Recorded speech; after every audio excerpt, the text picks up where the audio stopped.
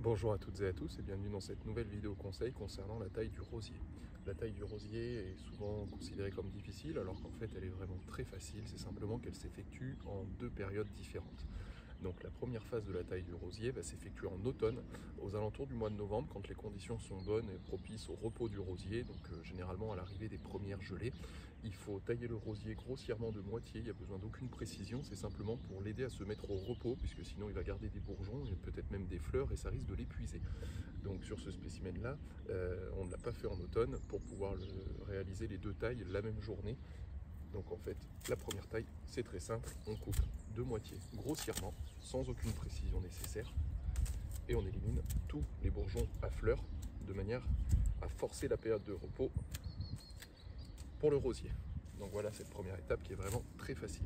On ne taille pas trop court à cette période parce que pendant l'hiver, l'eau va se mettre dans les plaies et avec l'action combinée du gel, ça va éclater le bois et le faire sécher sur plusieurs centimètres, voire dizaines de centimètres. Donc on garde toujours une marge de précaution sur la taille d'avant-hiver. Ensuite, on se retrouve pour la deuxième partie de la taille qui, elle, se fait au printemps, donc généralement aux alentours de mi-mars. C'est la période parfaite puisque c'est là où ça commence à redémarrer. Et là, c'est une taille un peu plus précise. Donc généralement, on compte les bourgeons. On dit qu'il faut tailler au troisième œil. C'est entre le deuxième et le cinquième œil, tout dépend. Quand on parle d'œil, c'est un bourgeon en fait. Tout ce qu'il faut, c'est tailler le plus court possible, donc à 10-15 cm du tronc principal. Et cette taille-là, on réserve bien sûr tous les bons principes de base de la taille, à savoir une taille en biseau pour pas que l'eau stagne, et puis une coupe nette avec le sécateur, bien aiguisée surtout. Donc là, on va compter les yeux. Donc comme je vous disais, aux alentours du troisième œil, entre 10 et 15 cm. Ce qu'il faut surtout, c'est sélectionner un œil qui va vers l'extérieur de la plante, de manière à ce que le rosier s'écarte et qu'il n'y ait pas de branches qui partent sur l'intérieur. Elles vont se gêner, elles ne pourront pas se développer normalement et fleurir normalement.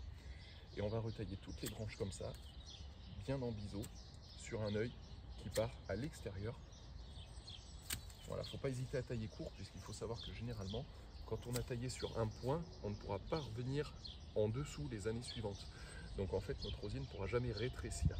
C'est pour ça qu'il faut toujours tailler le plus court possible, puisque l'année d'après, on sera obligé de tailler plus long.